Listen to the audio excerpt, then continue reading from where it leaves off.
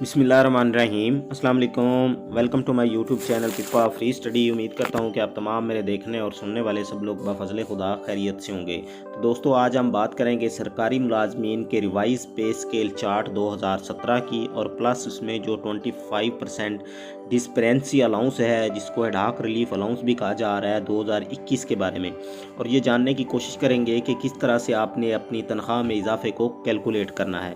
तो वीडियो की मुकम्मल तफसील में जाने से पहले आपसे गुजारिश है कि इस वीडियो को लाइक करें, बाकी दोस्तों के साथ शेयर करें। और अगर आप इस चैनल पे नए आए हैं, पहली दफ़ा इस वीडियो को देख रहे हैं, तो मेरा चैनल पिफा फ्री स्टडी के नाम पे है, आप इसको भी लाजमी सब्सक्राइब कर लें।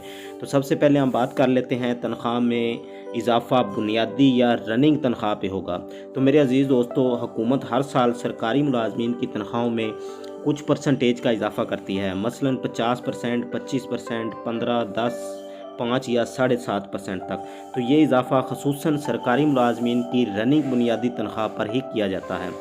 बुनियादी तनख्वाह पर जो इसकी इनिशियल होती है उस पर नहीं किया जाता, और ना ही आज तक ऐसा हुआ है कि उसकी जो इनिशियल बुनियादी तनख्वाह है उस पर ये अलाउंस दिया जाए।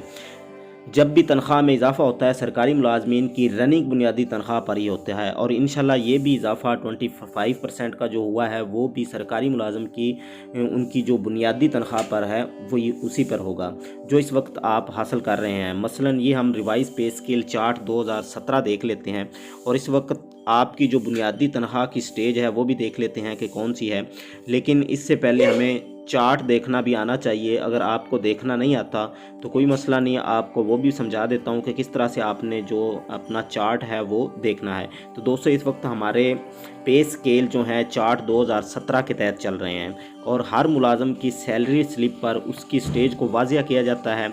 जैसे आप स्क्रीन पर भी एक सैलरी स्लिप देख रहे हैं, उस पर स्टेज और उसके पे स्केल जो रिवाइज़ हुए हैं 2017 भी वाज़िया किया गया है। उसकी जो बुनियादी तनख्वाह है वो भी आप नोट कर लें कि जो बुनियादी तनख्वाह वहाँ पे दी जाती है, और इसके अलावा आप स्केल भी देख लें कि इस वक्त कौन सा सैलरी स्लिप पे स्केल आ रहा है, क्योंकि हमने चार्ट में जाके ये तमाम चीज़ें डिस्कस करनी है।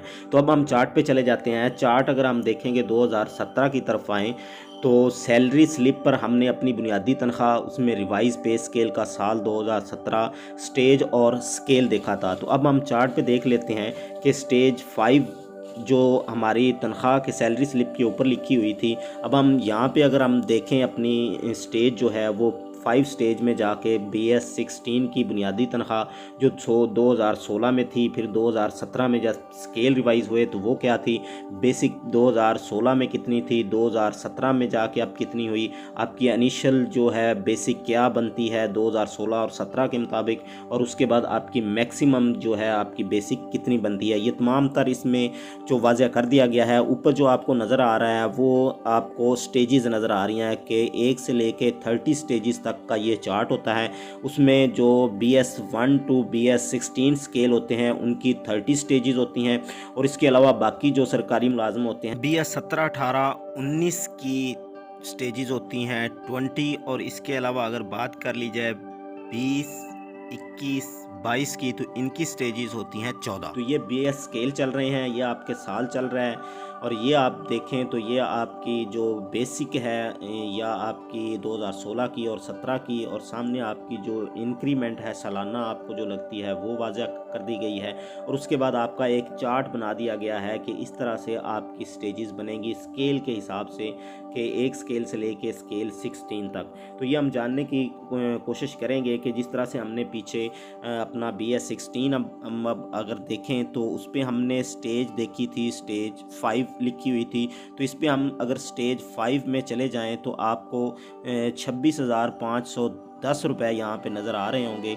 यही आपकी स्टेज वहाँ पे आपकी सैलरी स्लिप में मेंशन की गई है, और वो यही स्टेज आपकी चार्ट में भी यहाँ पे लिख दी गई है कि BS 16 की जो स्टेज है वो 5 की बेसिक इतनी बनती है, और उसकी बाकी जो इनकी इंक्रीमेंट है वो भी वाज़िया कर दी गई है कि 1580 रुपये इसकी जो बेसिक है वो होगी। तो इस तरह से आपने अपनी जो सैलरी है वो कैलकुलेट खुद भी कर सकते हैं कि इस चार्ट के हिसाब से, कि यही चार्ट 2017 का हमारा रिवाइज पे स्केल चार्ट चल रहा है, उसमें आप अपनी स्टेजेस देखेंगे, अपने सैलरी स्लिप पे जाके वहाँ पे कितनी स्टेज बनती है, तो फिर उसके बाद आपने अपने स्केल के हिसाब से अपने चार्ट में भी देखना है कि वही स्टेज आपकी सैलरी स्लिप में वाज़ह कर दी गई है और इस चार्ट में भी आपको नज़र आ रही है। अगर कल को ये स्केल दोबारा से रिवाइज होते हैं तो आपके जो भी एडहॉक रिलीफ अलाउंस होंगे वो आपको में आपकी बेसिक में जम कर दिए जाएंगे, और आपके जो एडहॉक रिलीफ अलाउंस बाकी आपकी सैलरी स्लिप में आ रहे होते हैं वो आपको वहाँ से ख़त्म करके आपकी बेसिक में